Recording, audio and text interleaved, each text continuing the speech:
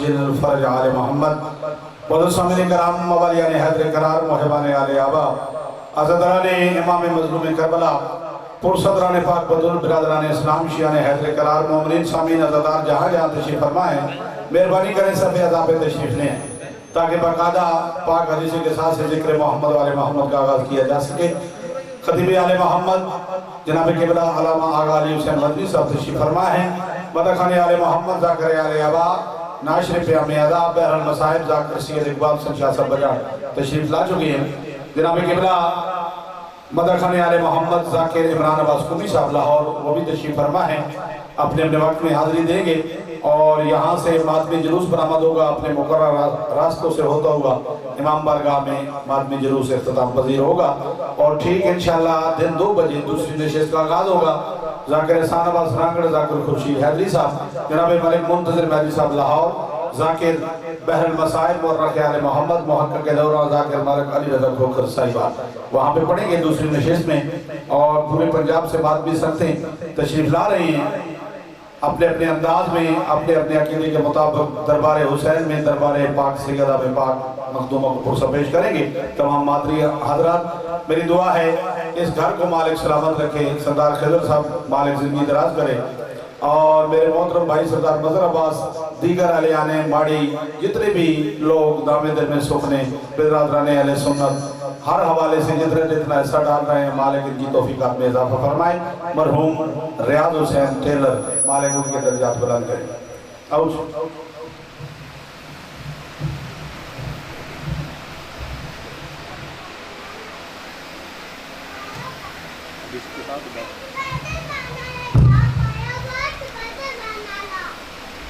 محمد بلندر صلوات اللہم صلی علی محمد وآل محمد۔ اعوذ باللہ من الشیطان الرجیم، بسم اللہ الرحمن الرحیم۔ ان جابر بن عبداللہ انصاری ان فاطمہ الزہرا علیہ السلام بنت رسول اللہ صلی اللہ علیہ وآلہ قال سمعت فاطمہ عنہا قالت دخل علی ابی رسول اللہ صلی اللہ علیہ وآلہ فی بعض ایام فقال السلام علیک یا فاطمہ فقلت وعلیک السلام قال انی اجد فی بدنی ضعفا فقلت له وعزک باللہ یا ابداء فی ضعف فقال یا فاطمہ ایتینی بالکساء یمانی فغیتینی به فاتیتہ بالکساء یمانی فغدیتہ به فسرت انظر علیہ وعزا وجہو یطلع لہو کانہو بدر فی لیلت تمامہ وکمالہ فما کانت الا ساعت وعزا بولد الحسن قد اقبلوا وقال السلام علیک یا اماؤ فقلت وعلیک السلام یا قرۃ عینی وثمر فوائدی فقال یا اماؤ انی اشم ہندک رایتا طیبتا کانہا رائیت جدی رسول اللہ فقلت نحم انا جدک تحت الکساء فاقبل حسن نحو الکساء وقال السلام علیک یا جد یا رسول اللہ اتحزن لی ان ادخل معاک تحت الکساء فقال علیک السلام یا ولدی ویا صاحب حوزی قد اذنت لک فدخل معا تحت الکساء فما كانت الا ساعة فاذ بولد حسین قد اقبل وقال السلام علیک یا اماؤ فقلت وعلیک السلام یا ولدی ویا قرۃ عینی وثمرت فوائدی فقال لی یا اماؤ انی اشم ہندک رایتا طیبتا کانہا رایتا جدی رسول اللہ صلی اللہ علیہ وآلہ فقلت نحم ان جدک واخاک تحت الکساء فدنا حسین نحو الکساء وقال السلام علیک یا جدہ السلام علیک یا من اختار اللہ اتحزن لی ان احکون محاکما تحت الکساء فقال وعلیک السلام یا ولدی ویا شہف امتی قد اذنت لک فدخل معہما تحت الکساء فاقبل ہند ذالک ابو الحسن علی ابن ابی طالب محمد و آل محمد بلندر صلوات اللہم صلی علی محمد و آل محمد وقال السلام عليك يا بنت رسول الله فقلت وعليك السلام يا أبا الحسن ويا أمير المؤمنين فقال يا فاطمة إني أشم عندك رائحة طيبة كأنها رائحة أخي وابن عمي رسول الله فقلت نعم ها هو مع ولديك تحت الكساء فأقبل علي نحو الكساء وقال السلام عليك يا رسول الله أتحزن لي أن أكون معكم تحت الكساء قال له عليك السلام يا أخي ويا وسي وخليفتي وصحب لؤي قد أذنت لك فدخل علي تحت الكساء ثم أتيت نحو الكساء وقلت السلام عليك يا عبدا يا رسول الله أتأذن لي أن أكون معكم تحت الكساء قال وعليك السلام يا بنتي ويا بنتي قد أذنت لك فدخلت تحت الكساء فلما كملنا جميعا تحت الكساء أخذ أبي رسول الله بطرف الكساء وأمي يده يمنى إلى السماء وقال اللهم إن هو أهل البيت وخائستي وعامتي لحمهم لحمي ودمهم دمي يؤلمني ما يؤلمهم ويحزنني ما يحزنهم إن هرب لمن هربهم وسلما لمن سلمهم وعضوا لمن آذاهم ومحب لمن أحبهم أنهم مني أنا منهم فاجعل صلواتك وبركاتك ورحمتك وغفرانك ورضوانك على وعليهم وأذهب عنهم الرجس وطهرهم تطهيرا اللهم صل على محمد وآل محمد وعجل فرجهم فقال الله عز وجل يا ملائكتي ويا سكان سماواتي إني ما خلقت سماء مبنية ولا أرضا مدية ولا قمرا منيرا ولا شمسا مضية ولا فلكا يدور ولا بحرا يجري ولا فلك يسري إلا في محبة أولاء خمسة الذي هم تحت الكساء فقال آمين جبريل يا رب ومن تحت الكساء عز وجل هم أهل البيت نبوة ومؤذن الرسالة مؤذن الرسالة هم فاطمة وأبوها وبالها وبنوها وقال جبرائيل يا رب أتحزن لي أن أهبط إلى الأرض لأكون معهم سادسا فقال الله نعم قد أذنت لك فعبد آمين جبرائيل وقال السلام عليك يا رسول الله العلي الأعلى يقرأ السلام ويكسف بالتحية والإكرام ويقول لك قائل وعزتي وجلالي إني ما خلقت السماء مبنية ولا أرضا مضية ولا قمرا منيرا ولا شمسا مضية ولا فلك يدور ولا بحر يجري ولا فلك يسري إلا لأجلكم ومحبتكم وقد أذن لي إن أدخل معكم فلتحزن لي يا رسول الله فقال رسول الله وعليك السلام يا أمينة وهي الله إنه نعم قد أذنت لك فدخل جبرائيل معنا تحت الكساء وقال لأبي إن الله قد وحي عليكم يقول إنما يريد الله ليذهب عنكم الرجس أهل البيت ويطهركم تطهيرا اللهم صل على محمد وآل محمد وعجل فرجهم فقال علي لأبي يا رسول الله أخبرني ما لجلوسنا هذا تحت الكساء من الفضل عند الله فقال نبي والذي بعثني بالحق نبيا واصطفاني بالرسالة نجيا ما ذكرى خبرنا هذا في معقل من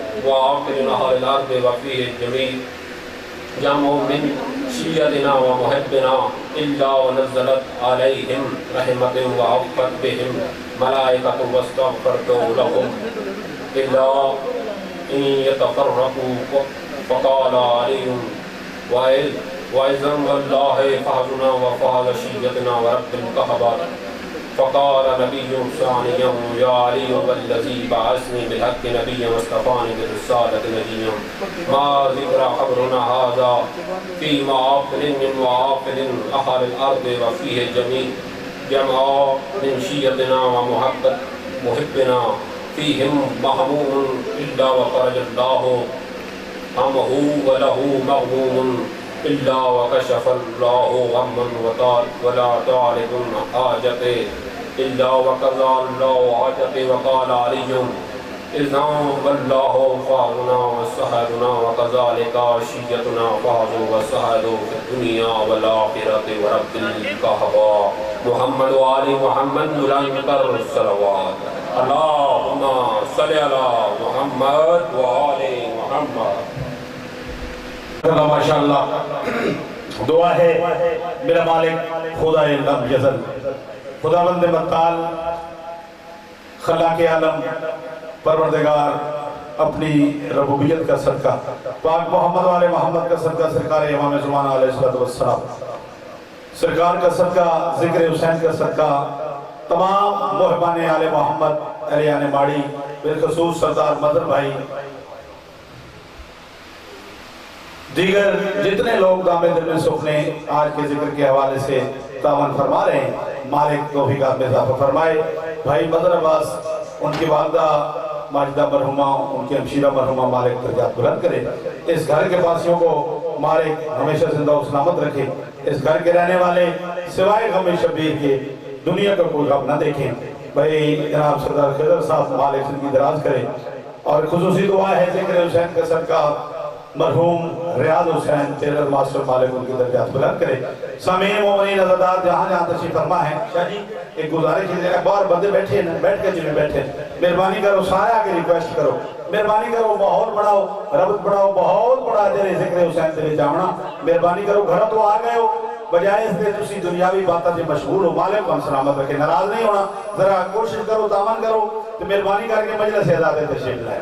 جڑے بندے بیٹھے ہو مالک تو ہم سلامت رکھے. اونچے بولو نعرہ تکبیر، سارے بولو نعرہ تکبیر، نعرہ رسالت، نعرہ ولایت، حسینیت، یزیدیت، آل بیت دشمنات اللہ لعنت بے شمار.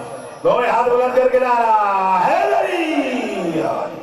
میرے محترم جناب قبلہ خطیب آل محمد غالب رضا صاحب تشریف فرما ہے، مختصراً حاضری بارگاہ محمد والے محمد میں. اور ان کے فوراً بعد خطیب آل محمد جناب قبلہ علامہ غالی حسین مدنی صاحب، ان کے فوراً بعد ذاکر سید اقبال حسن شاہ صاحب بجاڑ، اور انشاءاللہ پہلی نشست کی آخر میں بحر المصائب مدر خان آل محمد ذاکر عمران عباس قومی صاحب لاہور شبیہ مولا عباس علیہ السلام برآمد کروائیں گے. ماتمی جلوس جس میں علاقے کی مشہور ماتمی سنگتیں پاک مخدوموں کو پرسہ پیش کریں گی. اپنے مقررہ راستوں سے ہوتا ہوا ماتمی جلوس امام برگاہ میں اختتام پذیر ہوگا.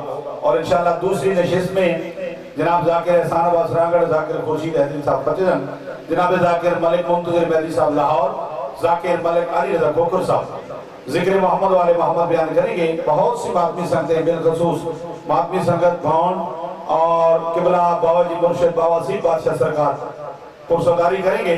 مالک بانیان کی توفیقات میں اضافہ فرمائے. ملتمس ہوں محترم بھائی خطیب آل محمد جناب غالب رضا صاحب.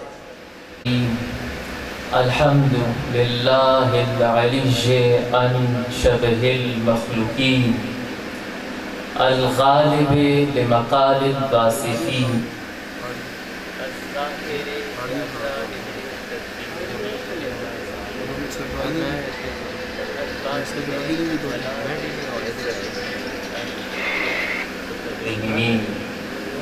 الصلاة والسلام والتحیت والکرام علی ابی القاسم محمد سید النبیین وخاتم المرسلین عصمت المتقین وحافظ اسرار رب العالمین وآلہ المہدیین الہادین الراشدین المنتخبین. اما بعد فقد قال اللہ سبحانہ وتعالی فی کتابہ المبین. بسم اللہ الرحمن الرحیم.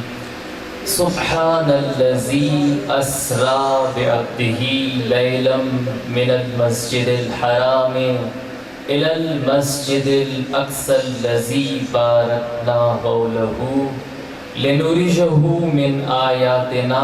صلوات.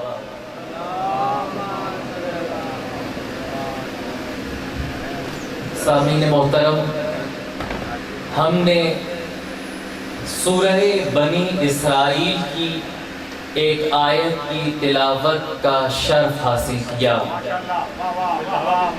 سورہ بنی اسرائیل 15ویں پارے کا آغاز ہے، اور وہ آیت جس کی تلاوت کی گئی اس کا نشان ایک ہے۔ پروردگار عالم اس آیت میں ارشاد فرما رہا ہے کہ سبحان الذی، پاک ہے وہ ذات، اسرا بعبدہ، جو اپنے بندے کو لے گیا معراج کے لیے۔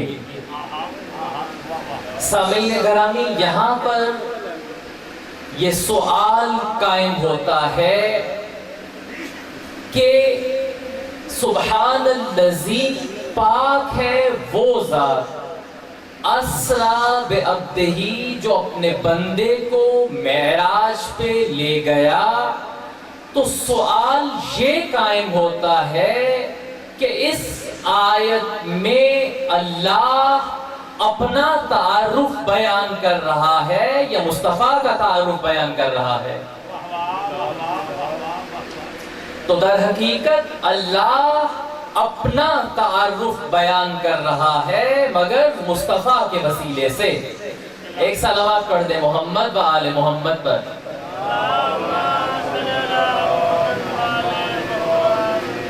سبحان الذی اسرا بعبدہ، پاک ہے، منزہ ہے وہ ذات کہ جو اپنے بندے کو معراج پہ لے گئی، وہ ذات۔ سامعین محترم، اب اور ہے اور عبدہ اور ہے۔ عبد کا مطلب اور ہے، عبدہ کا مطلب اور ہے۔ عبد کی ایکسپلینیشن اور ہے اور عبدہ کا مفہوم اور ہے۔ عبد وہ ہے جو زمزم کا مالک ہے، اور عبدہ وہ ہے جو کوثر کا مالک ہے۔ عبد وہ ہے جو روٹھا ہوا شباب پلٹاتا ہے، جبکہ عبدہ وہ ہے جو ڈوبا ہوا آفتاب پلٹاتا ہے۔ اور عبد وہ ہے جو کوہ طور تک جائے، اور عبدہ وہ ہے جو بساط نور تک جائے۔ اور عبد وہ ہے جو لوگوں کو نماز پڑھاتا ہے، اور عبدہ وہ ہے جو انبیاء کی جمعیت کو نماز پڑھاتا ہے۔ ایک صلوات پڑھ دیں محمد و آل محمد پر۔ دعا ہے کہ پروردگار عالم ہمیں سیرت حضرت محمد مصطفیٰ صلی اللہ علیہ وآلہ وسلم پہ عمل پیرا ہونے کی توفیق عطا فرمائے۔ برائے قبولیت دعا بلندتر صلوات۔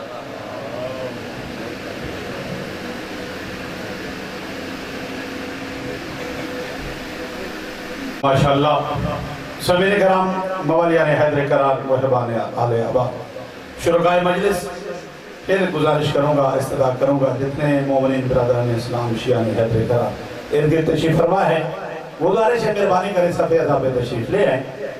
صفحے علماء کا ایک بہت بڑا نام خطیب در حسینی، خطیب در محمد و آل محمد، ہمارا بہت بڑا اثاثہ جناب قبلہ علامہ آغا علی حسین مدنی صاحب ذکر محمد و آل محمد بیان کریں گے۔ ان کے بعد جناب ذاکر سید اقبال حسین شاہ صاحب بجاڑ، اور آخر میں جناب عمران عباس قمی صاحب شبیہ مولا عباس علیہ السلام علم پاک برآمد کروائیں گے۔ ماتمی جلوس اپنے مقررہ راستوں سے ہوتا ہوا امام بارگاہ میں اختتام پذیر ہوگا۔ گزارش ہے مومنین سامعین اندر تشریف لے آئیں، جتنے عزادار سامعین شرکائے مجلس تشریف فرما ہے، بآواز بلند مل کے جواب دینا، نعرہ تکبیر، کوشش کرو اور تھوڑا جو اونچا بولو، نعرہ تکبیر، نعرہ رسالت، نعرہ ولایت، حسینیت، یزیدیت، دونوں ہاتھ بلند کر کے نعرہ حیدری، کب کہاں کس کو خبر کون ہے کیا ہے. بسم اللہ. قبلہ آپ کی دعاؤں کی ضرورت ہے. آپ یقیناً حقیقی ہمارا اثاثہ ہیں. مالک آپ کو سلامت رکھے. سادات جہاں جہاں بستے ہیں سوائے غم شبیر کے مالک آپ کو دنیا کا کوئی غم نہ دکھائے. کب کہاں کس کو خبر کون ہے کیا ہے. بس ادراک سے بالا ہی تیری حمد و ثنا ہے. چودوں کو ہے یہ فخر کہ وہ بندے ہیں تیرے. تیرا ہے یہ شرف کہ تو چودہ کا خدا ہے. دونوں ہاتھ بلند کر کے نعرہ حیدری. میرے واجب الاحترام واجب المقام قابل عزت قابل احترام جناب قبلہ علامہ آغا علی حسین مدنی صاحب مخصوص انداز میں پڑھیں گے. بر محمد و آل محمد بلند تر سلام. أعوذ بالله من الشيطان الرجيم. بسم الله الرحمن الرحيم. الحمد لله رب العالمين بعد الخلائق أجمعين. الحمد لأهله والصلاة على أهله. الصلاة والسلام على سيد الأنبياء والمرسلين العبد المؤيد رسولنا المسدد المصطفى الأمجد الحبيب الأحمد النبي الأمي المكي المدني السراج المنير الكوكب الدري صاحب الوقار والسكينة المدفون بأرض مدينة سيدنا ونبينا وشفيع ذنوبنا وطبيب قلوبنا وحبيب نفوسنا ومولانا أبي القاسم محمد المصطفى صلى الله عليه وسلم وأهل بيته الأطيبين الأطهرين الأنجبين المأسومين المظلومين ورحمة الله على أحبابهم وأصحابهم وشيرتهم ومحبيهم ومواليهم أجمعين ولعنة الله على أعدائهم ومنكري فضائلهم وغاصبي حقوقهم من جمع عداوتهم إلى الآن ومن الآن إلى قيام يوم الدين وبعد يوم الدين أما بعد فقد قال حق سبحانه في القرآن بسم الله الرحمن الرحيم والفجر وليال عشر والشفع والوتر والليل إذا يسر هل في ذلك قسم لذي حجر يا أيتها النفس المطمئنة ارجعي إلى ربك راضية مرزية فادخلي في عبادي وادخلي جنتي.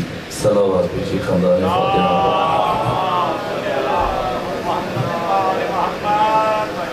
اس سے پہلے کہ میں اپنی گزارشات کا آغاز کروں اب تمام حاضرین سے التماس ہے کہ برادر عزیز مظہر بھائی ان کے والدین اور ان کی خواہر گرامی اور جملہ مومنین مومنات جو مرحوم ہو چکے شہدائے اسلام اور ایسے تمام افراد کے اس دنیا میں جن کا کوئی فاتحہ پڑھنے والا نہیں سب کے درجات کی بلندی اور ایصال ثواب کے لیے سورہ فاتحہ اور سورہ اخلاص پڑھ لیجیے. صلی اللہ علیہ وسلم.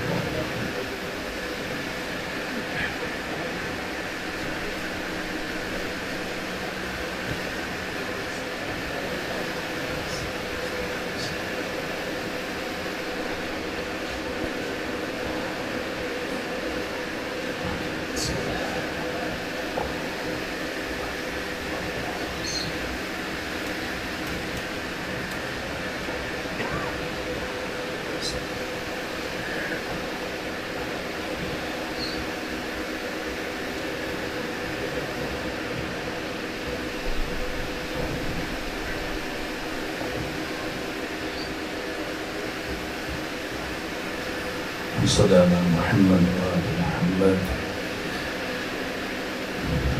ایام ازاں اور ماہ محرم کا مہینہ گزر چکا اور اب ماہ سفر، ماہ زینبی۔ اب خدمت میں عرض کروں کہ 8,500 سالہ انسانی تاریخ میں اب تک ہزارہ واقعات رونما ہوئے، جنگیں ہوئی، بڑے بڑے حوادث وقوع پذیر ہوئے، ظہور پذیر ہوئے، لیکن تاریخ انسانی میں آدم سے لے کر تا امروز آج کے دن تک کسی بھی واقعے نے اور کسی بھی حادثے نے، کسی مارکے اور کسی جنگ نے انسان کی فکر کو اس طرح سے اپنی سمت متوجہ نہیں کیا اور مشغول نہیں کیا جس طرح سے کربلا نے ذہن بشر کو اپنی سمت متوجہ کیا۔ یہ کربلا اور عاشورہ جو فہم بشر سے بالاتر ہے، دنیا کے دانشور، فلسفی، عقلاء، علم الاجتماع اور سوشیالوجی کے ماہرین، فکر و تدبر کرنے والے افراد کئی 100 سالوں سے مسلسل ورطہ حیرت میں، اور ان کی انگشت حیرت ان کے دانتوں تلے دبی ہوئی ہے، اور اب تک اس تحیر اور استعجاب اور حیرت کے سمندر سے باہر نہیں نکل پائے کہ بالآخر یہ کربلا کیا ہے، یہ عاشورہ کیا ہے، اور اس کربلا اور اس عاشورہ کو بشر کس نگاہ سے دیکھے، کس دید سے دیکھے کہ اس کے لیے قابل فہم بن جائے۔ کیا ہم کربلا کو جنگ کہہ سکتے ہیں؟ اگر ہم کربلا کو جنگ کہیں تو پھر یہ سوال اٹھتا ہے کہ باقی دنیا میں کربلا کے علاوہ کسی اور جنگ کی یاد اس طرح سے کیوں نہیں منائی جاتی؟ کتنی جنگیں لڑی گئیں تاریخ انسانی میں 8,500 سالوں میں۔ ابھی حال ہی میں دیکھ لیجئے، زیادہ عرصہ تو نہیں گزرا، جنگ عظیم اول اور جنگ عظیم دوم، کتنے افراد قتل ہوئے؟ ہزاروں میں، لاکھوں میں نہیں، ان 2 جنگوں میں 11 کروڑ افراد لقمہ اجل بن گئے۔ تو سوال یہ کہ کیوں دنیا ان 11 کروڑ افراد کو بھول گئی؟ کون ہے؟ کیا ان ملکوں میں، جن ملکوں میں یہ جنگیں لڑی گئیں، یہ لاکھوں کروڑوں افراد قتل ہوئے، کوئی ایک فرد ان کی یاد مناتا؟ دنیا 11 کروڑ افراد کو جو چند برس پہلے کی بات ہے بھول گئی، تو یہ 72 کون ہے کہ مسلسل 1400 سال کا فاصلہ گزر جانے کے باوجود ہر آنے والے دن انسان، کائنات کے باضمیر، باشعور، سوچنے والے ذہن مسلسل کربلا کی طرف بڑھتے چلے جا رہے ہیں۔ کربلا واقعہ ہے تو کسی اور واقعے کی یاد کیوں نہیں منائی جاتی؟ حادثہ ہے، کس نام سے تعبیر کریں؟ چونکہ وقت محدود ہے اس لیے میں انہیں چند جملوں پر اکتفا کروں۔ یہ زمانے کا مزاج نہیں ہے، نہ وقت کا مزاج ہے، نہ تاریخ کا مزاج ہے۔ وقت کی یہ خصوصیت ہے کہ بڑے بڑے حوادث اور واقعات کے جسموں کو جب اپنے دامن میں لیتا ہے تو پھر تھوڑے عرصے میں انہیں ہڈیوں کا برادہ بنا دیتا ہے، اور پھر رفتہ رفتہ دوسرے حوادث اور واقعات آ کر اس کی جگہ لے لیتے ہیں، اور وہ بھی کم رنگ پڑ جاتے ہیں۔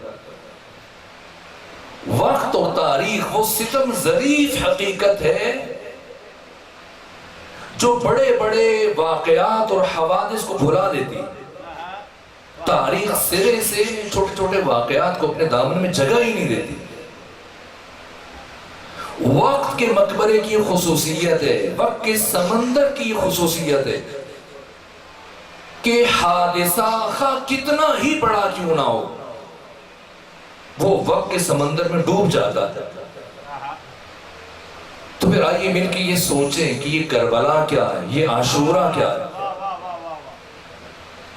اور عاشورہ کا روح رواں حسین ابن علی کون ہے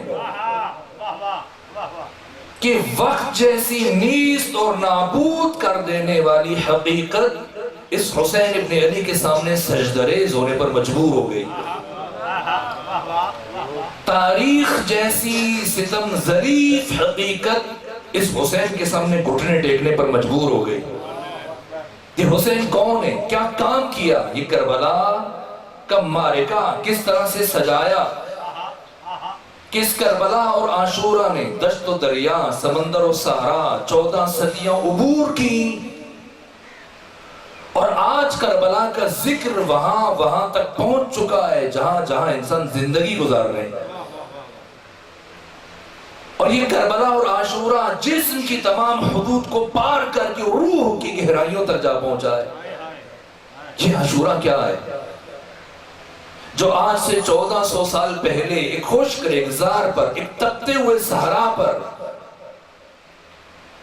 چند لمحوں کے لیے سورج کی طرح سے چمکا، لیکن ایسا چمکا کہ اس کی روشنی ہمیشہ کے لیے سارے عالم میں پھیل گئی. آخر عاشورہ اور کربلا کی ابدیت کا راز کیا ہے؟ کیوں کربلا سرمدی ہے؟ کیوں کربلا آفاقی ہے؟ کیوں کربلا ہمگیر ہے؟ کیوں کربلا یونیورسل ہے؟ کیوں کربلا لازوال ہے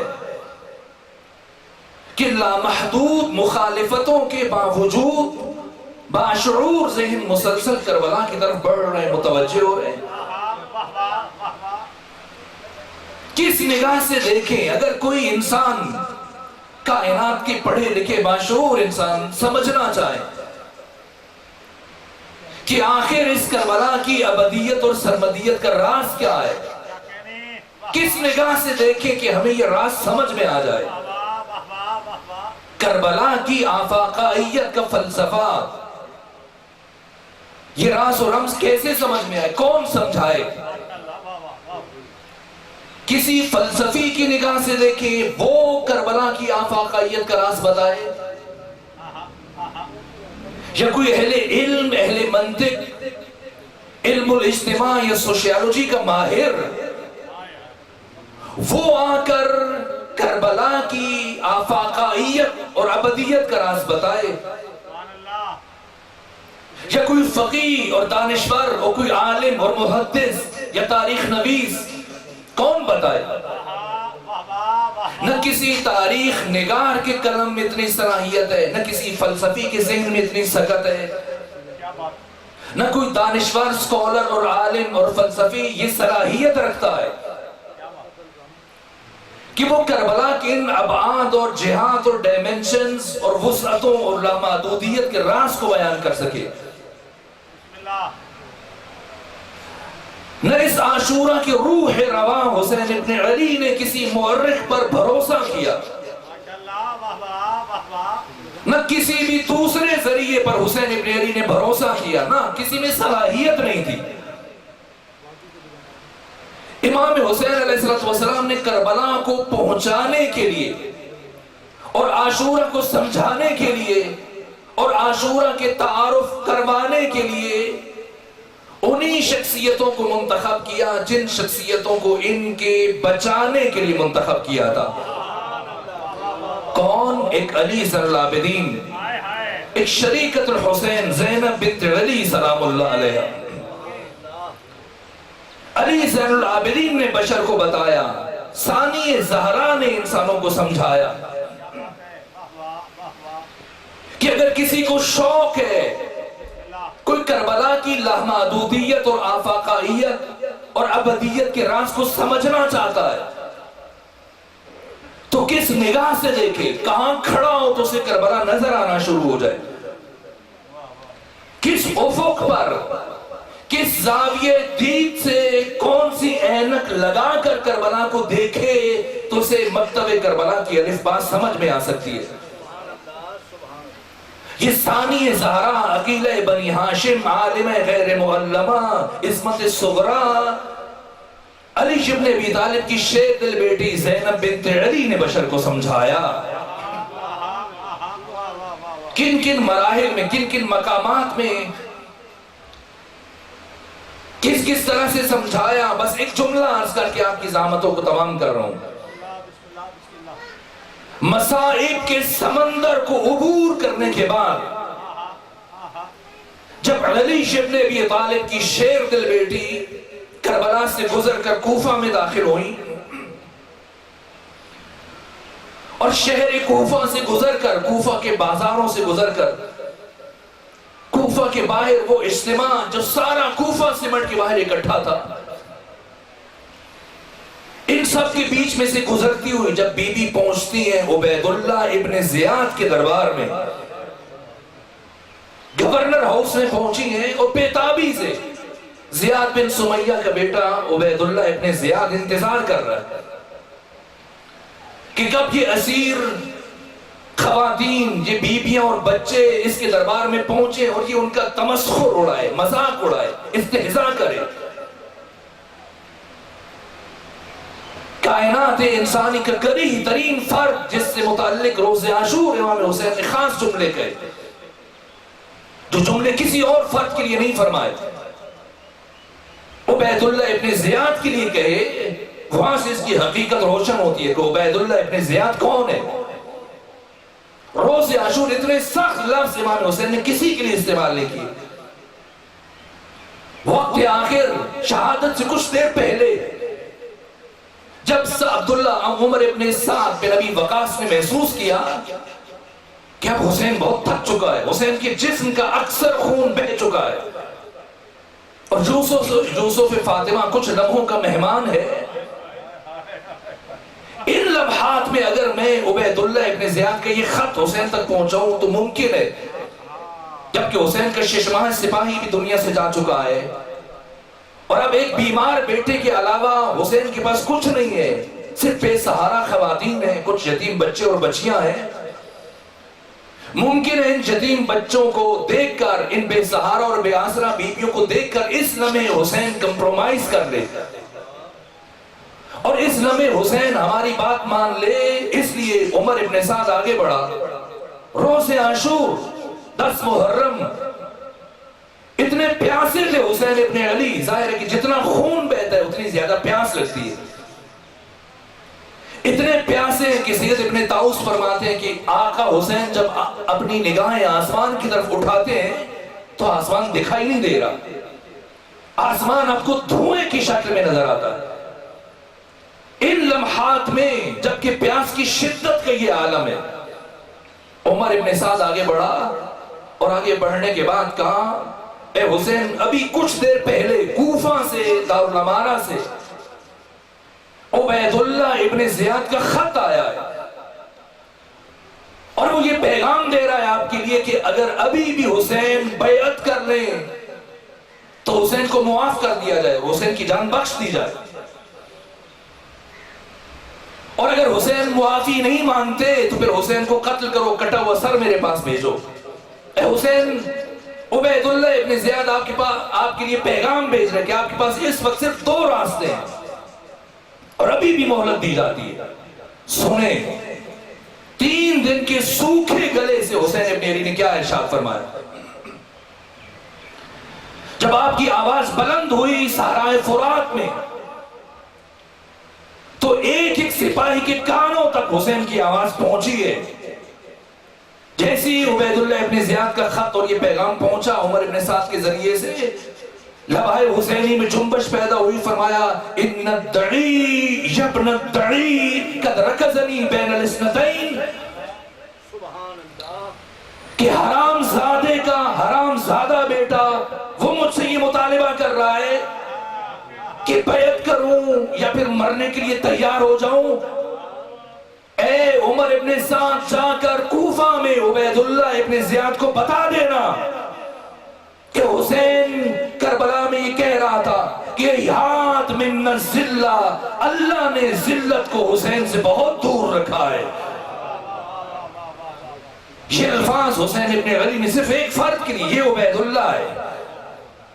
اور 7 روز عاشور امام حسین نے پیغام بھی دے دیا کہ خبردار قیامت تک اگر کوئی شخص فرزند رسول حسین ابن علی کے مقابلے میں آ جائے، آپ کی شان میں گستاخی کرنا شروع کر دے، اتنا گرے کہ حسین کے دشمنوں کی حمایت شروع کر دے اور حسین کے قاتلوں کو رضی اللہ کہنا شروع کر دے، تو خبردار ان سے مباحثہ نہ کرنا، ان سے مناظرہ نہ کرنا، ان سے گفتگو نہ کرنا. یہ ڈیبیٹ کے قابل نہیں ہے.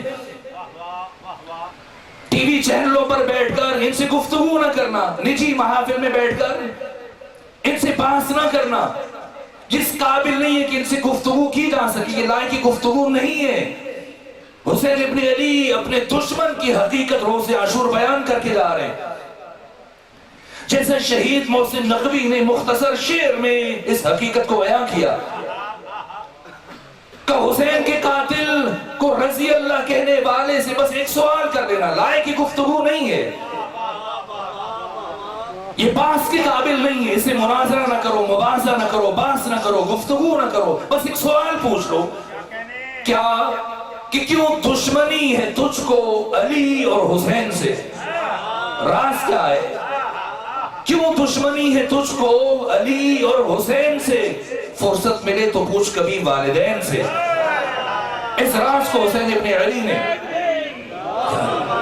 روز عاشور بیان کیا. ان الدعی ابن الدعی قد رکضنی بین الاثنتین بین ذلت و ذلہ ہیہات من الذلہ.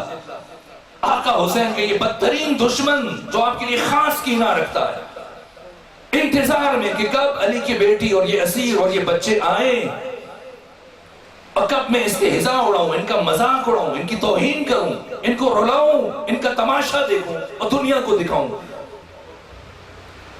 اور جیسے یہ افراد آئے عبید اللہ ابن زیاد کے دربار میں اور عبید اللہ کی نگاہیں پڑی، سب سے پہلا سوال اس نے پوچھا کہ میں نے سنا ہے اسیروں میں علی کی بڑی بیٹی زینب بھی آئی ہے. کسی نے تعارف کروایا، وہ خاتون جو بیویوں کے حالے کے درمیان ہے، یہ علی کی بڑی بیٹی زینب ہے. جیسی تعارف ہوا اس نے طنز کیا اور سوال کیا. اس نے سوچا کہ کائنات کے تمام مصائب کو دیکھنے کے بعد ام المصائب خاتون، جیسے میں یہ سوال کروں گا یہ بی بی پھٹ پڑے گی، گریہ کرے گی، فریاد کرے گی، ایک ایک مصیبت کو بیان کرے گی اور میں ہنسوں گا، اپنے درباریوں کے ساتھ مل کر مذاق اڑاؤں گا. یہ سوچا ہوا تھا. کیا سوال پوچھا کہ اے علی کی بیٹی بتا تو نے کربلا میں اپنے خدا کو کیسا دیکھا ہے؟ جیسے ہمارے اگر 1 2 3 4 افراد اکٹھے گھر میں مر جائیں تو ہم خدا کا شکوہ شروع کر دیتے ہیں، شکایت کرتے ہیں. کوئی مصیبت آ جائے پروردگار کی شکایت کرتے ہیں، اظہار نہ کریں دل میں شکایت آ جاتی ہے. اگر کسی کے مسلسل بیٹیاں پیدا ہونا شروع ہو جائیں، بیٹا نہ ہو، شکوہ آتا ہے خدا سب کو بیٹے دے رہا ہے، مجھے کیوں نہیں دے رہا؟ اگر گھر میں فاقہ ہے، محرومیت ہے، دوسرے افراد کی طرف دیکھتا ہے، ان کی نعمتوں کی طرف نگاہ آتی ہے، دل میں شکوے کا احساس آ جاتا ہے چھوٹی چھوٹی باتوں پر. آئیے وہ مصائب جن میں سے ایک مصیبت کو یہ ساری دنیا مل کر برداشت نہ کر سکے، ان سارے مصائب کے پہاڑ کو تحمل کرنے والی زینب بنت علی جب کوفہ کے دربار میں پہنچی اور عبید اللہ ابن زیاد دشمن خدا اور دشمن رسول نے ثانی زہرا سے سوال پوچھا اس مجمع میں ہزاروں افراد کے اجتماع میں کہ اے علی کی بیٹی بتا تو نے کربلا میں اپنے خدا کو کیسا دیکھا؟ لبہائے زینبی میں جنبش پیدا ہوئی. کیا جملہ ہے ارشاد فرمایا ما رأیت الا جمیلا، میں نے روز عاشور میدان کربلا میں صرف اور صرف جمال خدا کو دیکھا ہے. شاید ہمارے ناتوان ذہن اس جملے کی گہرائی کو نہ سمجھ سکے، اس کا وزن نہ کر سکے. اس لیے اسی دربار میں امام وقت فرزند حسین ولی خدا علی زین العابدین موجود تھے. جیسے ہی ثانی زہرا کی کلمات آپ کے کانوں سے ٹکرائے، وہی کھڑے کھڑے فرمایا کہ زمانے کا امام گواہی دے رہا ہے، ان عمتی زینب عالمۃ غیر معلمہ. زمانے کا امام یہ گواہی دے رہا ہے کہ ساری کائنات میں سوائے اللہ کے کوئی بھی میری پھوپھی زینب کا استاد نہیں ہے. شبابی یہ بی بی شاگرد خدا ہے، اس کا معلم، اس کا مرشد، اس کا استاد صرف اللہ ہے. کون ہے ثانی زہرا؟ اسی لیے استاد دارستانی فرماتے ہیں کہ اگر یہاں 11-12 محرم کو شہر کوفہ کے دروازے پر دارالعمارہ میں گورنر ہاؤس میں جب ثانی زہرا نے خطاب کیا اور پھر یکم صفر کو شام میں جو خطبہ دیا، ان دو مقامات پر بی بی کی جو خطابات ہیں کوفہ میں اور شام میں جو دو خطبے دیے، کہ اگر اس مقام پر خود امام الانبیاء سید الرسل محمد مصطفیٰ موجود ہوتے اور آپ کو عبید اللہ ابن زیاد اور یزید ابن معاویہ ابن ابو سفیان کے سامنے یہ خطبہ دینا پڑ جاتا اور پیغمبر خطاب فرماتے تو بعین ہی وہی الفاظ استعمال کرتے جو ثانی زہرا نے کیے، نہ ایک لفظ کم نہ ایک لفظ زیادہ. کہ ثانی زہرا شاگرد خدا، جس بی بی کا معلم اور استاد اور مرشد صرف خدا ہے، اس بی بی نے بشر کو سمجھایا کہ اگر کربلا کو پڑھنا چاہتے ہو، اگر کربلا کی ابدیت کے راز کو سمجھنا چاہتے ہو، اگر کربلا کی آفاقائیت کے راز کو سمجھنا چاہتے ہو، اگر کربلا اور عاشورہ کی الف بے کو سمجھنا چاہتے ہو تو کس نگاہ سے دیکھو؟ کربلا وہ دن کہ جس دن چند گھنٹوں میں سرزمین پر جتنے کمالات قرآن مجید نے جن کی طرف اشارہ کیا اور بیان کیے، سرات سے بسم اللہ سے والناس تک، تاریخ انسانی میں، تاریخ آدم میں، تاریخ عالم میں، تاریخ خاتم میں، تاریخ انسانیت میں پہلی اور آخری مرتبہ وہ تمام کمالات ایک ساتھ روز عاشور میں ظاہر ہوئے چند گھنٹوں میں. ان چند گھنٹوں میں سرزمین پر ان 72 اجساد اور ارواح سے جو کمالات ظاہر ہوئے، ان کمالات کے ظہور نے عاشورہ اور کربلا کو ابدی اور سرمدی بنا دی. ایک صلوات بھیجیے خاندان فاطمہ پر.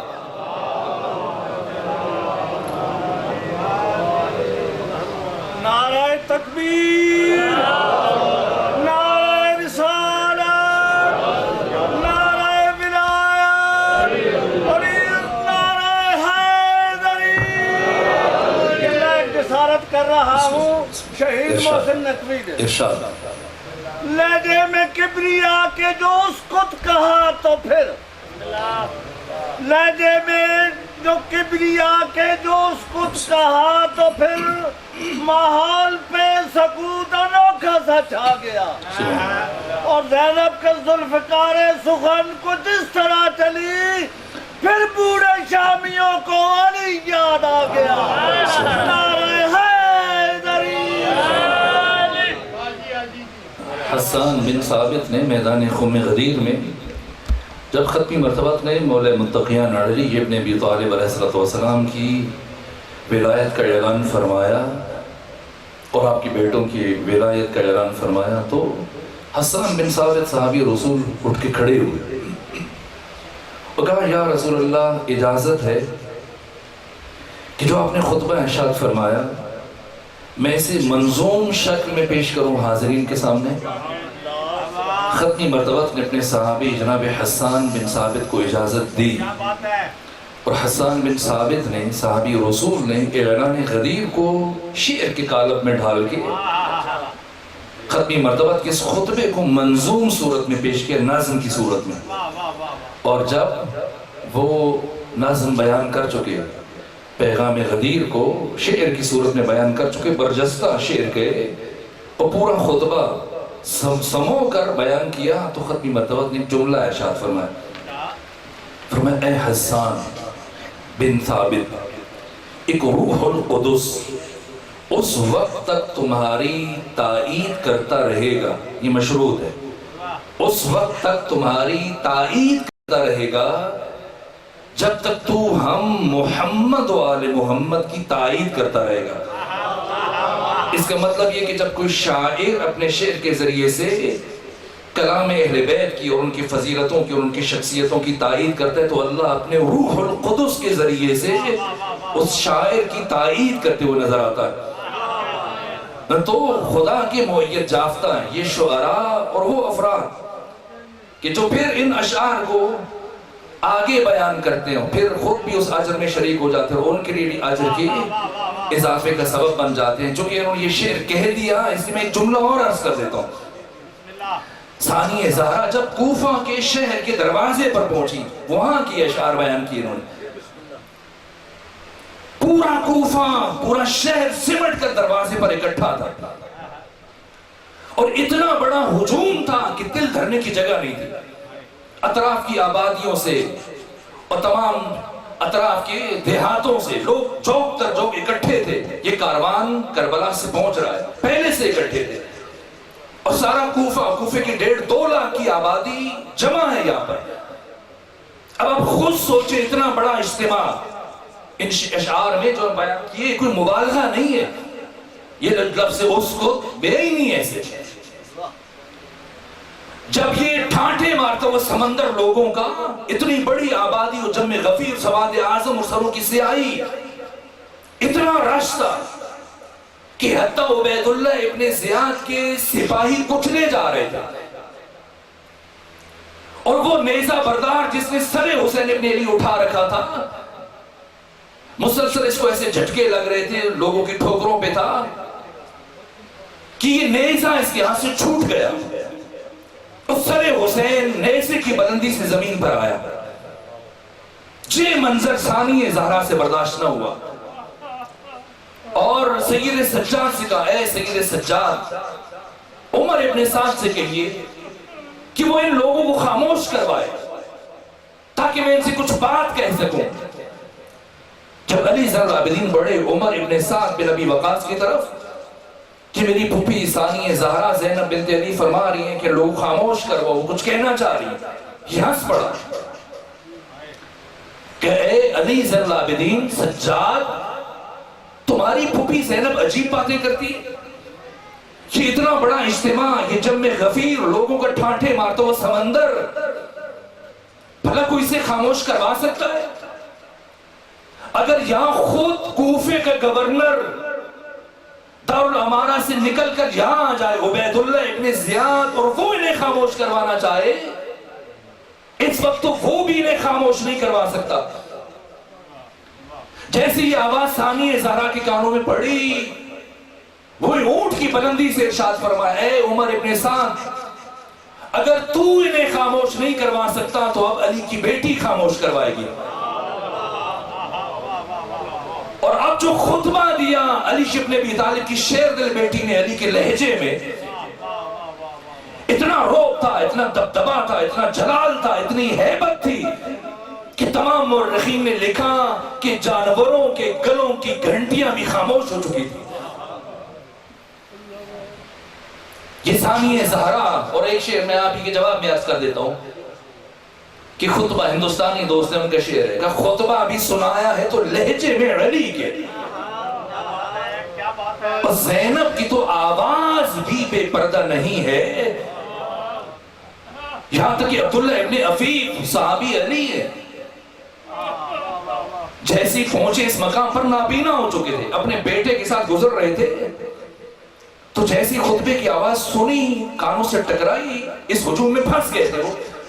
بیٹے سے پوچھا بیٹا کیا قیامت آ گئی ہے، حشر برپا ہو گئے؟ کہ نہیں بابا ایسا تو کچھ نہیں ہے، آپ کیوں پوچھ رہے؟ کہ 40 ہجری میں جب علی ابن ابی طالب کے سر اقدس پہ ضرب لگی تھی اور ہم 20 رمضان کو علی ابن ابی طالب کی آخری زیارت کے لیے چند صحابہ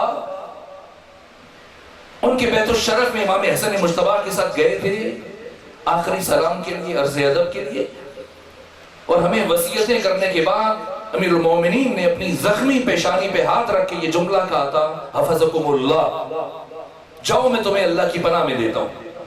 اب علی کی آواز محشر میں سنو گے، اب علی کی آواز قیامت کے دن سنو گے۔ کہ بیٹا آج سے 20 سال پہلے 40 ہجری میں علی ابن ابی طالب نے ہم سے یہ کہا تھا کہ جاؤ چلے جاؤ، اب علی کی آواز محشر میں سنو گے، لیکن میں یہاں اس مقام پر اس جگہ علی ابن ابی طالب کی آواز سن رہا ہوں۔ بیٹے نے بتایا بابا یہ علی کی آواز نہیں ہے، علی کی شیر دل بیٹی زینب بنت علی کی آواز ہے، جس سے متعلق جو میں نے شعر کا خطبہ بھی سنا ہے تو لہجے میں علی کے، اور خطبہ زینب کو سن کے کہہ رہے تھے اہل شام مرتضی کا آج انداز خطابت اور ہے۔ یہ کوفہ کا مرحلہ، اور یہاں ثانی زہرا نے جو دین عطا کیا، اب اس جملے کی بھی میں نے وضاحت نہیں کی، اور سورہ واقعہ فجر کی ان آیات کا ترجمہ تک بھی پیش نہ کر سکا، قلت وقت کا سامنا تھا، اور میں صرف اس وقت تک کے لیے آپ کی خدمت میں تھا کہ میرے بعد پڑھنے والے کوئی صاحب پہنچ جائیں تاکہ میں دوسرے سفر پہ روانہ ہو سکوں، لیکن ابھی تک نہیں ہے، میں گفتگو کو سمیٹ رہا ہوں اور اس سے زیادہ زحمت نہیں دوں گا۔ یہ فکر ہے، یہ اساس ہے، یہ زاویہ دین ثانی زہرا نے بشر کو عطا کیا۔ اور پھر اب 12 محرم سے کوفہ سے روانہ ہوئی، تاریخ انسانی کا مشکل ترین سفر۔ میں نے ایک عبید اللہ ابن زیاد کے دربار کو بیان کیا، کوفہ کے دربار کو، 2 جملے شام کے دربار سے متعلق کہوں گا، اور فکر اور پیغام کی طرف زیادہ توجہ دوں گا، مصیبت پہ کچھ جملے عرض کر دوں گا، میرے بعد آپ زیادہ مسائل سنیں گے۔ کون ہے؟ کربلا کی شیر دل خاتون زینب بنت علی۔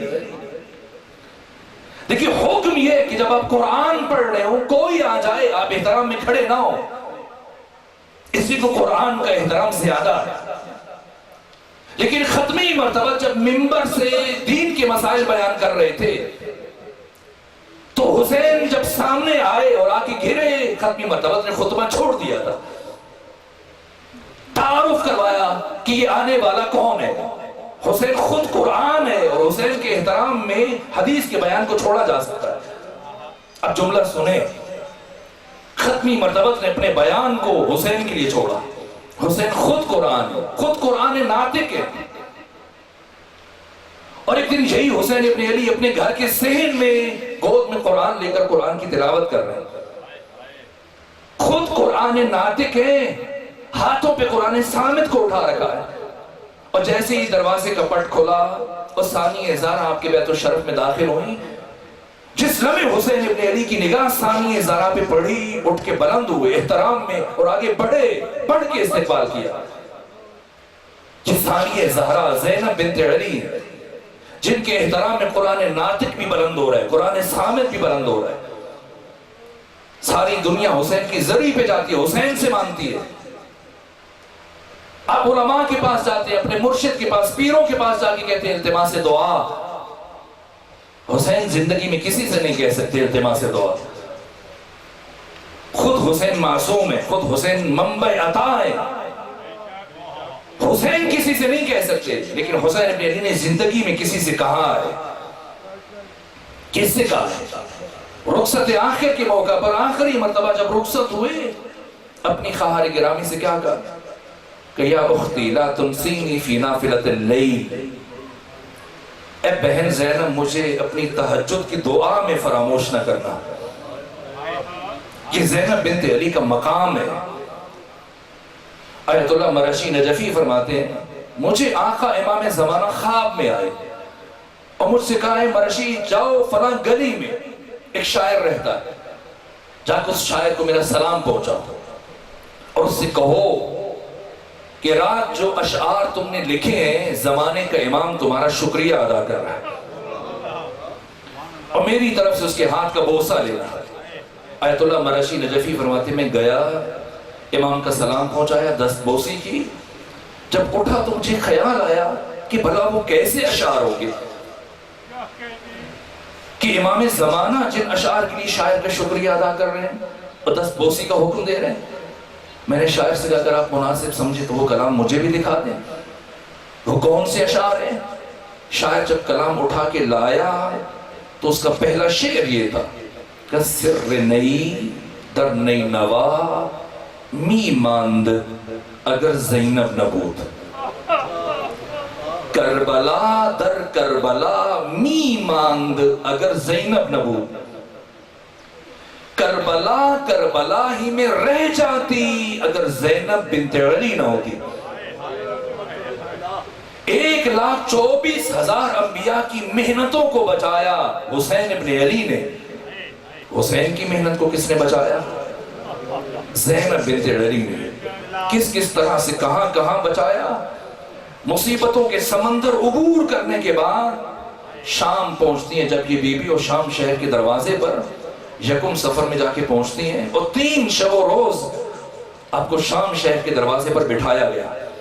اسی کے بازار سجائے جا رہے ہیں، دربار سجائے جا رہے ہیں، اور جب بازار سجائے جا چکے اب 3 دن کے بعد مسلسل 15 آذانیں سنی، 3 دن سر برہنہ سورج کو طلوع ہوتے ہوئے دیکھا، سورج کو غروب ہوتے ہوئے دیکھا، اور 3 شب و روز کے بعد اب علی کی بیٹیوں کو بازاروں سے گزارا گیا، اور جس گلی سے گزر رہے ہیں پتھروں کی بارش ہو رہی ہے، اور صرف پتھر نہیں برسائے جا رہے۔ میں نے روایتوں میں دیکھا ہے بہت ساری خواتین اپنے گھروں سے گرم کھولتا ہوا پانی چھتوں پر لے گئی تھی، جہاں سے یہ بیویاں اور بچے گزر رہے تھے، یہ گرم کھولتا ہوا پانی ان کے سروں کے اوپر گرایا جا رہا ہے، لیکن اس کے باوجود ثانیہ زہرا نے اپنا سفر نہیں روکا، چلتی رہی، یہاں تک کہ میں نے پڑھا ہے کوہنیوں کے بل چلنا پڑا، لیکن علی کی شیر دل بیٹی رکی نہیں، انبیاء کی محنتوں کی بقا کے لیے چلتی رہی۔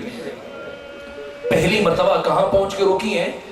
یزید ابن معاویہ کے دربار کے باہر جب بی بی پہنچتی ہیں اب رکی ہیں، اور سید سجاد کو بلا کر پیغام بھیجا کہ اے سید سجاد، جا کر میری طرف سے یزید کو یہ پیغام دے کہ اب تک سارے سفر میں کوفہ سے لے کے شام تک ہم نے ایک مرتبہ بھی دشمن سے چادروں کا مطالبہ نہیں کیا، لیکن کیونکہ تو نے اپنے دربار میں یہودیوں کو بلایا ہے، عیسائیوں کو بلایا، غیر مسلموں کو بلایا، تو جتنی دیر تو نے ہمیں اپنے دربار میں روکنا ہے بس اتنی دیر کے لیے ہمیں چادریں دے دو، ہم وعدہ کرتے ہیں جیسی تمہارا دربار چھوڑیں گے یہ چادریں واپس کر دیں گے۔ لیکن یزید ابن معاویہ نے کیا جواب دیا؟ کہ اے علی زین العابدین، جا کے اپنی پھوپھی زینب کو بتائیے یزید سے کہہ رہے کہ ایک لمحے کے لیے بھی چادریں نہیں دی جائے گی۔ جیسی جملے سنے ایک مرتبہ فرمایا اے سکینہ، اے ام فضہ، اے ام فروہ، اے ام رباب، اے لیلہ، ایک ایک بی بی کا نام لیا کہ سب ہاتھ اٹھاؤ، میں یزید کے خلاف بد دعا کروں گی، تم سب آمین کہنا۔ سب بیویوں نے ہاتھ اٹھائے، ادھر ثانیہ زہرا نے ہاتھ اٹھائے، ادھر ایک مرتبہ سید سجاد تڑپ گئے، آگے بڑھے کہ پھوپھی اماں میں آپ کو بد دعا سے نہیں روکتا، بد دعا کرنا آپ کا حق ہے، لیکن بد دعا کرنے سے پہلے ایک مرتبہ اپنے بھیا حسین کے کٹے ہوئے سر کی طرف دیکھیے۔ اب جو ثانیہ زہرا نے سر اٹھا کر اپنے بھائی کے کٹے ہوئے سر کی طرف دیکھا، کیا منظر دیکھا؟ حسین کی آنکھوں سے اشک رواں ہے، گویا حسین یہ فرما رہے ہیں بہن زینب میری محنت ضائع ہو جائے گی۔ فرمایا بھیا حسین تیری محبت میں تیری بہن زینب یہ مرحلہ بھی عبور کرے گی۔ اب بی بی اٹھی، چند قدم طے کیے، لیکن دوبارہ دروازے پر پہنچ کر رک گئی اور زمین پر بیٹھ گئی۔ جیسی بی بی بیٹھی ہیں سید سجاد دوبارہ آگے بڑھے، کہا پھوپھی اماں گھبرا گئی ہیں، پریشان ہیں؟ فرمایا گھبرائی نہیں، پریشان نہیں ہوں۔ کہا پھر کیوں بیٹھی ہیں؟ کہ سنو سید سجاد، 40 ہجری میں جب میرے بابا علی کے سر پر ضرب لگی تھی تو وقت آخر سب سے آخر میں میرے بابا نے مجھے قریب بلایا تھا، اور جب انفرادی وصیتیں فرما رہے تھے مجھے وصیت کی، اور وصیتیں کرتے کرتے میرے بابا علی سے بولا نہیں جا رہا تھا، یہاں تک کہ آپ کے اوپر غشی کیفیت طاری ہوئی، اور پھر کچھ لمحوں کے بعد مجھے قریب بلایا اور میرے کان میں کچھ وصیت کی تھی، اور پھر برابر 20 سال بنو ہاشم کی خواتین مجھ سے پوچھا کرتی تھی اے علی کی بیٹی بتا وقت آخر آپ کے بابا علی نے آپ کو کیا وصیت کی تھی، لیکن میں نے کبھی کسی کو نہیں بتائی۔ اے سید سجاد زندگی میں پہلی مرتبہ آپ کو بتانے لگی ہوں۔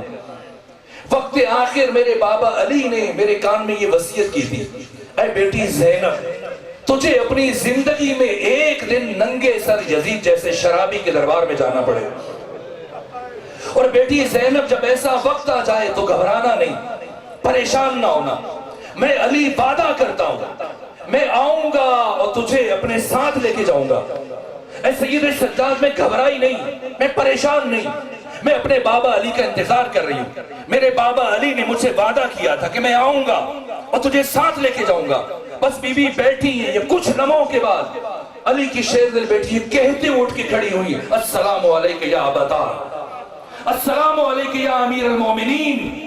اور اب جو جس شان اور جس شجاعت کے ساتھ علی کی شیر دل بیٹھی اٹھی ہے، اب بڑھی آگے اور اب یزید کے دربار میں داخل ہوئی۔ یہاں پر مورخین ورطہ حیرت میں، اتنا دبدبا تھا، اتنا روب تھا، اتنی ہیبت اور اتنا جلال تھا کہ علی کی بیٹی ان بیویوں اور بچوں کے ساتھ آگے بڑھتی چلی گئی، یہاں تک کہ آگے بڑھتے ہوئے یزید کے تخت کے داہنے طرف جا کے کھڑی ہوئی، اور باقی بیویوں نے جلدی سے ثانی زہرا کے گرد حالہ بنایا، اور پھر ثانی زہرا ان کے وسط میں ایسے عالم میں یزید شراب پی رہا ہے، شراب کے نشے میں مست ہے، اور سب کے سب افراد جو کرسیوں پر بیٹھے ہوئے جشن منانے میں مصروف تھے، جن کے ہاتھوں میں شراب کے جام تھے، جن میں غیر مسلم تھے، عیسائی تھے، یہودی تھے، باقی افراد تھے، مشیر، گورنر، وزیر، سب جمع تھے، اور سب کے سب یزید کو مبارکبادیں دے رہے تھے، اور ہر زبان سے یا خلیفۃ المسلمین یا امیر المومنین کے الفاظ ادا ہو رہے تھے، اور یزید شراب کے نشے میں مست تھا، اقتدار کے نشے میں مست تھا، حکومت کے نشے میں مست تھا۔ ایسے عالم میں جب یہ بیویوں اور بچے آئے اور اسے پتا چلا، اس نے فخر و مباحات کا اظہار کرتے ہوئے اس نے کہا کہ میں نے سنا ہے ان اسیروں میں علی کی بڑی بیٹی زینب بھی آئی ہے۔ ایک مشیر نے اشارہ کیا، وہ خاتون کھلے بالوں والی جس کے ہاتھ پس گردن بندھے ہوئے ہیں، اور جو باقی بیویوں کے درمیان کھڑی ہے، یہ علی کی بڑی بیٹی زینب بنت علی ہے۔ جیسی تعارف ہوا، اب یزید نے اپنے کفر کا اظہار کیا۔ آج دنیا والے کہتے ہیں کہ نا یزید یہ ہے، یزید وہ ہے، یزید کو لعنت اللہ علیہ نہ قرار دو۔ کون ہے یزید؟ مسلمان سمجھیں۔ جیسی تعارف ہوا، تمام مورخین نے، طبری نے لکھا ہے، اسد الغابہ نے لکھا ہے، مروج الزہب نے لکھا ہے، ابن خلدون نے لکھا، تمام مورخین نے یزید کی یہ اشعار نقل کیے۔ شاعر تھا فی البدی شعر کا کہ لعبت بنو ہاشم بالملک فلا خبر جاء ولا وحی نزل، کہ سب محمد کا بنو ہاشم کا ایک ڈھونگ اور ڈرامہ تھا، کوئی وحی نہیں تھی، کوئی نبی نہیں تھا۔ یہ تو انہوں نے اقتدار حاصل کرنے کے لیے محمد نے ڈرامہ رچا، دین کا نام لیا، قرآن کی باتیں کی، وحی کی باتیں کی۔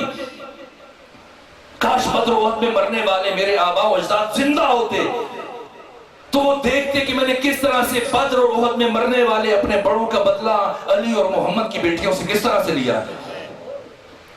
جیسے یزید نے یہ کلمات کہے، ثانی زہرا اب تک خاموش تھی، خاموش کھڑے ہو کر یہ تماشا دیکھ رہی تھی، اور جیسے یزید ابن معاویہ ابن ابو سفیان یہ جملے کہے، اب ثانی زہرا نے جو پہلا جملہ یزید ابن معاویہ کے دربار میں کہا، فرمایا اے یزید، تو جو ان سب کے سامنے اتنا معتبر بنا ہوا ہے، اتنا محترم بنا ہوا ہے کہ سب سر تمہارے سامنے جھکے ہوئے ہیں، اور ہر زبان تجھے خلیفۃ المسلمین کہہ رہی ہے، ہر زبان تجھے امیر المومنین کہہ رہی ہے، لیکن سن یزید، تو علی ابن ابی طالب کی بیٹی کی نگاہ میں اتنا پست ہے، اتنا حقیر ہے، اتنا ذلیل ہے کہ علی کی بیٹی تجھے لائق تذکرہ نہیں سمجھتی، علی کی بیٹی تجھے لائق کلام نہیں سمجھتی۔ جب گھروں میں جائیں تو یہ سوچتے ہوئے جائیے گا یہ کیسا جملہ کہا ثانی زہرا نے، یہ اتنا اچانک اور ارتجالی وار تھا علی کی شیر دل بیٹی کا۔ مولا متقیان کی 84 جنگیں ایک طرف، اور یہ ایک جنگ جو آپ کی بیٹی زینب بنت علی نے لڑی ہے۔ جیسے یہ جملہ کا یزید جیسا چرب زبان، شاطر، جو بات بات پر فی البدی اشعار کہتا تھا، شاعر تھا، لیکن اب یزید کے پاس اس اچانک حملے کا کوئی جواب نہیں تھا، اور اب یزید نے یہ سن کر اپنا سر جھکا لیا اور سوچ میں پڑ گیا کہ وہ علی ابن ابی طالب کی شیر دل بیٹی کے اس اچانک حملے کا، بس آخری جملے عرض کروں، یہی پیغام ہے آج کا، کیا جواب دے۔ اور بہت دیر سوچنے کے بعد جب یزید کو کچھ سمجھ میں نہ آیا، اس جس کا سر جھکا ہوا ہے، اور وہ سب سر جو اب تک یزید کے سامنے جھکے ہوئے تھے، وہ سب سر اٹھا کر پہلے بی بی کی طرف نگاہ اٹھاتے کہ یہ کون خاتون ہے جو 3 بر اعظموں کے مطلق العنان حکمران کو، جو 9 کروڑ جانوں کے اوپر حکومت کر رہا ہے، 3 بر اعظموں کے مطلق العنان حکمران کو اس طرح سے للکار رہی اور خاموش ہونے پر مجبور کر دیا؟ یہ کون خاتون ہے؟ اور پھر بعد میں اپنے چہرے پھیر کر یزید کی طرف دیکھ رہے ہیں کہ اب یزید اس بی بی کے اس اچانک حملے کا کیا جواب دے گا؟ لیکن یزید کا سر جھکا ہوا ہے، اسے کچھ سمجھ نہیں آ رہا۔ غور کریں کیوں حسین ابن علی اپنی خواہر گرامی زینب بنت علی کو اپنے ہمراہ لے کے گئے۔ یزید کو کچھ سمجھ نہیں آ رہا کہ وہ ثانی زارا کے اس اچانک حملے کا کیا جواب دے، اور بہت دیر تک یزید کا سر جھکا رہا، اور کافی وقت گزرنے کے بعد جب یزید نے سر اٹھایا تو اس کے پاس اور کوئی جواب نہیں تھا سوائے اس کے کہا کہ اللہ لعنت کرے ابن مرجانہ پر، اللہ لعنت کرے عبید اللہ ابن زیاد پر جس نے حسین کو شہید کر دیا۔ میں تو ایسا نہیں چاہ رہا تھا۔ سنیں کون ہے ثانی زارا، کیوں حسین آپ کے احترام میں کیوں کھڑے ہو رہے ہیں؟ حسین نے 1,24,000 انبیاء کی محنتوں کو بچایا۔ حسین کی محنت کو کس نے بچایا؟ ان 72 کی محنتوں کو کس نے بچایا؟ یزید کے پاس کوئی جواب نہیں ہے، اور جب بولا تو یہی کہا خدا لعنت کرے ابن مرجانہ پر۔ میں نے تو نہیں کہا تھا۔ جیسی اب اس نے امام حسین کے قتل سے پیچھے ہٹنے کی کوشش کی اور لاجواب ہو کر اپنا دامن بچانے کی کوشش کی، اب ثانی زارا نے اس موقع پر اپنے تاریخی خطبے کا آغاز کیا، اور خطبہ دیتے ہوئے اس درجے پر آئیں، اس مرحلے تک آئیں۔ فرمایا سن یزید کت قیدک وسعسائک ونصب جہدک واللہ لا تبہو ذکرنا ولا تمیتو وحینا۔ اے یزید تو جتنی چالیں چل سکتا ہے چل لے، اور ہم آج اس دنیا کو یہ پیغام دیتے ہیں جو بھی حسین کے مقابلے میں کھڑے ہونے کی کوشش کر رہا ہے، جو بھی علی کے مقابلے میں کھڑے ہونے کی کوشش کر رہا ہے، جو بھی اہل بیت کی فضیلتوں کا انکار کر رہا ہے، ان کی دشمنی پہ اتر آیا ہے۔ یہی پیغام سب دشمنوں کے لیے، یزید سے لے کر آج تک اور آج سے لے کر قیامت تک، ہر دشمن اہل بیت کے لیے، ہر دشمن علی اور حسین کے لیے یہی جملے ہیں جن جملوں پر ثانی زہرا نے اپنے تاریخی خطاب کا اختتام کیا۔ فرمایا اے یزید کت قیدک وسعسائک ونصب جہدک واللہ لا تبہو ذکرنا ولا تمیتو وحینا۔ اے یزید تو جتنی چالیں چل سکتا ہے چل لے، تو جتنی کوششیں کر سکتا ہے کر لے، تو جتنی سازشیں کر سکتا ہے کر لے، تو جتنے حربے استعمال کر سکتا ہے کر لے۔ آج تیرے دربار میں علی کی بیٹی اللہ کی قسم کھا کے یہ اعلان کر کے جا رہی ہے تو کبھی ہمارے ذکر کو خاموش نہ کر سکے گا، تو کبھی میرے نانا محمد مصطفیٰ کی وحی کو موت کی آغوش میں نہ سلا سکے گا۔ اس طرح سے شام کو فتح کیا، کوفہ کو فتح کیا، اور تمام نبیوں کی محنتوں کو بچانے کے بعد بس ایک جملہ مصیبت کا، تاکہ مجلس مصیبت پہ اختتام پذیر ہو۔ تمام نبیوں کی محنتوں کو بچانے کے بعد اب یہ بیوی پلٹتی ہیں کربلا، پہلے حسین کو بتانے آئیں کہ آپ کی بہن نے آپ کے ساتھ کی ہوئے وعدے نبھائے، آپ کی محنت بچائی، اور پھر کربلا سے رخصت ہونے کے بعد یہ بی بی مدینہ گئی تو پڑھیں تاریخیں، یہ بی بی اپنے گھر کی طرف نہیں گئی، جیسی مدینہ میں داخل ہوئی سیدھا مسجد نبوی کی طرف چل پڑی، اور جیسی مسجد نبوی میں داخل ہوئی فرمایا سب لوگ مسجد نبوی سے باہر چلے جاؤ، آج مجھے تنہائی میں اپنے نانا محمد مصطفیٰ کے ساتھ کچھ باتیں کرنی ہیں۔ جب سب لوگ چلے گئے بی بی پہنچی اس حجرے میں جہاں قبر رسول تھی، حجرے کے دروازے کو بند کیا، کوفہ اور شام میں خطبے دینے والی زینب بنت علی آج کیفیت ہے کہ جب اپنے نانا کے پاس ہیں تو بولا نہیں جا رہا ہے، صرف آنسو گر رہے ہو، گریا کرنی ہے بی بی، یہاں تک کہ کچھ لمحوں کے بعد ایک قمیض جو جگہ جگہ سے پھٹی ہوئی تھی جس کے اوپر خون کے نشانات تھے، اس قمیض کو قبر رسول پر پھیلایا، کہا نانا جان یہ آپ کے بیٹے حسین کا لباس ہے، آپ کی امت نے بڑی بے دردی سے آپ کے بیٹے کو 3 دن کا بھوکا اور پیاسا شہید کیا۔ اور اس کے بعد بی بی نے کہا کچھ نہیں جا رہا ہے، بی بی نے اپنی آستینوں سے، اپنے بازوؤں سے آستینوں کو الٹنا شروع کیا اور کہا نانا جان یہ نشان دیکھ رہے ہیں، یہ نشان دیکھ رہے ہیں، یہ رسیوں کے نشان ہیں۔ آپ کی امت نے آپ کی بیٹی کو کربلا سے کوفہ اور کوفہ سے شام تک رسیوں میں باندھ کے لایا، اور نانا جان اگر میرے لیے ممکن ہوتا اور میں دکھا سکتی تو آپ کو اپنی پوسٹ دکھاتی جو تازیانوں سے سیاہ ہو چکی ہے۔ الا لعنت اللہ علی القوم الظالمین وسيعلم الذين ظلموا أي منقلب ينقلبون۔